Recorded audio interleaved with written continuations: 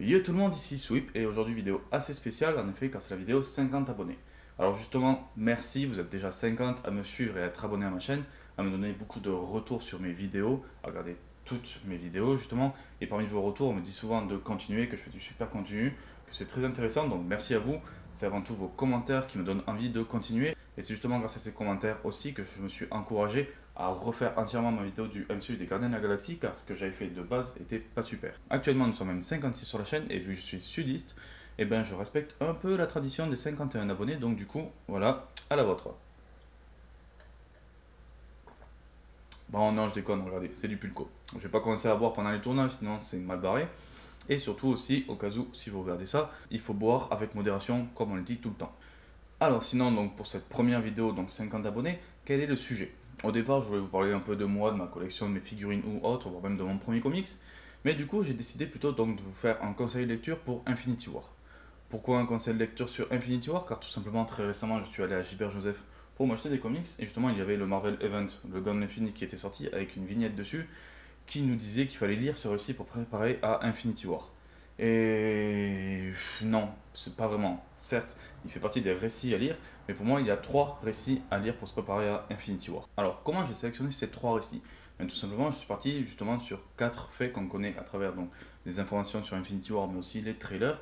Alors, tout d'abord, on sait que justement Thanos va récupérer les pierres d'infinité, qu'il va aussi du coup utiliser son gun infini pour affronter les Avengers. On sait aussi que l'Ordre Noir sera présent et on connaît même les motivations de Thanos. Bien sûr, pour ne pas vous spoiler, les motivations de Thanos, je n'en parlerai pas vraiment, mais il faut savoir que parmi donc, les 3 récits, 2 sont liés, du coup on aura 2 motivations différentes de Thanos. Et vu que je ne vais pas vous dire justement lequel est le bon, vous aurez 2 théories différentes sur Thanos, sur ses motivations, et vous garderez un peu le secret. Alors du coup, quel est le premier récit que je vous conseille?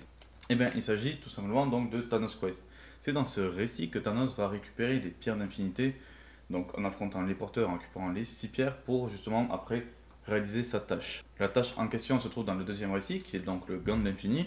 Le Gant de l'Infini est sorti actuellement justement en Marvel Event, et c'est là justement où Thanos va prendre son Gant de l'Infini pour affronter les Avengers. Il va aussi affronter des entités, mais bon, on le sait, dans Infinity War, il n'y aura pas d'entités. Les seules entités qui ont été introduites, c'était Ego qui est mort, ou par exemple les Gardiens. Il y a eu très peu d'entités qui ont été montrées. Donc voilà, déjà ces 2 récits qui parlent du coup donc de la réception donc des pierres d'infinité et de la manipulation contre les Avengers. Le troisième récit que je vous conseille est du coup pour l'Ordre Noir. Et le meilleur récit à ce sujet reste Infinity. En effet, c'est dans Infinity que l'Ordre Noir est justement introduit pour la première fois dans l'univers comics. Et justement, dans Infinity, on va découvrir les 5 membres très importants. Il s'agit de Black Dwarf, Ebonimo, Supergiant, Proxima Midnight et surtout Corvus Glaive.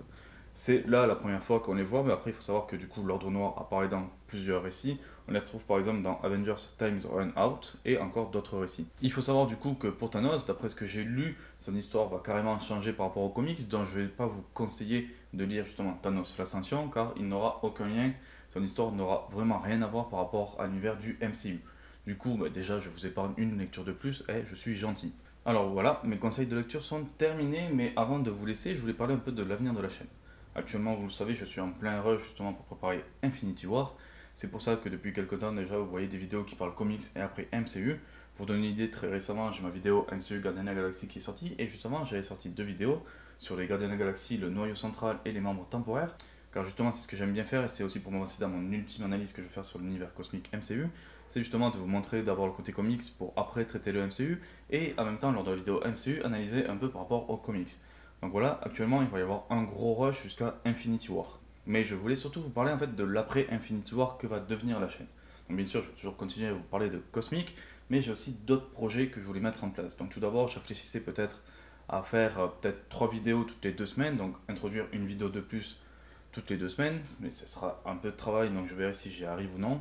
Bien sûr, je vais continuer mes rubriques cosmiques, mais je voulais aussi sortir par exemple des rubriques origin de personnages, mais surtout des personnages cosmiques, comme par exemple Star-Lord, Galactus ou Adam Warlock.